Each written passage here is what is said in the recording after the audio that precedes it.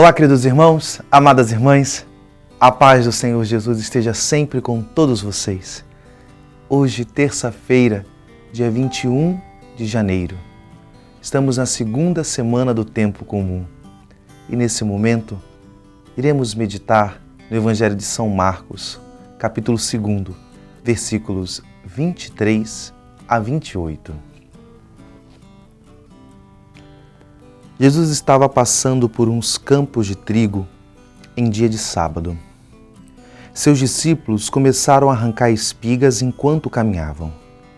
Então os fariseus disseram a Jesus: "Olha, por que eles fazem em dia de sábado o que não é permitido?" Jesus lhes disse: "Por acaso, nunca lestes o que Davi e seus companheiros fizeram quando passaram necessidade e tiveram fome? Como ele entrou na casa de Deus no tempo em que Abiatar era sumo sacerdote, comeu os pães oferecidos a Deus e os deu também aos seus companheiros? No entanto, só aos sacerdotes é permitido comer esses pães." E acrescentou: "O sábado foi feito para o homem, e não o homem para o sábado. Portanto, o Filho do Homem é Senhor também do sábado." Palavra da salvação. Nós estamos escutando no Evangelho de hoje um dos episódios que, em muitos momentos, os evangelistas eles relatam que Jesus passou por esses questionamentos.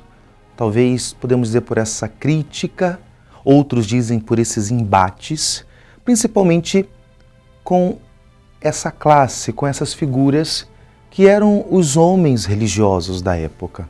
Nós temos inúmeros embates de Jesus, por exemplo, hoje nós temos Jesus sendo questionado pelos fariseus, mas nós temos pelos sumos sacerdotes, que seria já aqueles homens do culto, nós temos pelos mestres da lei, temos aquele famoso embate de Jesus com os saduceus que não acreditavam na ressurreição.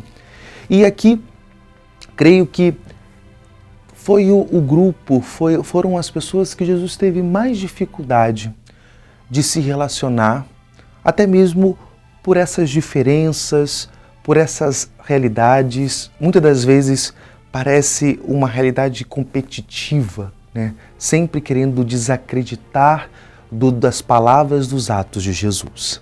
E hoje nós temos nesse Evangelho esse momento onde os fariseus criticam a postura de Jesus e, consequentemente, dos seus discípulos a respeito do sábado. Sabemos muito bem que, para a fé judaica, o Sabat, o sábado, é o dia consagrado, é o dia sagrado. Aquilo que se tornou para nós cristãos o domingo. Mas interessante que a vivência do Sabat, do sábado judaico, ele tem uma realidade radical, tem uma exigência muito grande, porque não se pode ter nenhum trabalho, nenhum ofício. Aquilo que é permitido são as atividades básicas, né, para a sobrevivência e a ida à sinagoga ou ao templo, no caso de Jesus, mas atualmente na sinagoga. Tudo tem que estar centrado no Senhor. É um sentido muito bonito, né? Quando nós lembramos a criação, né? Da mesma forma que Deus trabalhou 6 dias e descansou no 7º, o judeu é aquele que trabalha os 6 dias, é chamado a descansar em Deus, né? Ordenar, colocar como prioridade do seu trabalho, tudo o que faz, a figura, a sua fé em Deus. Tem um sentido muito profundo. O que acontece, e aqui é a grande crítica de Jesus, e é por isso que nós escutamos nos evangelhos que Jesus não veio abolir a lei, mas veio dar a plenitude. E de fato, essa palavra, o Senhor, Ele quer mesmo levar à plenitude. E a plenitude, principalmente aqui, que Jesus Ele revela para nós, não é uma relação com Deus que a medida somente é a realidade legal, a lei, o rito pelo rito. Mas Jesus ele vem trazer a plenitude de uma relação de profundidade, de uma relação de intimidade, de comunhão profunda com Deus.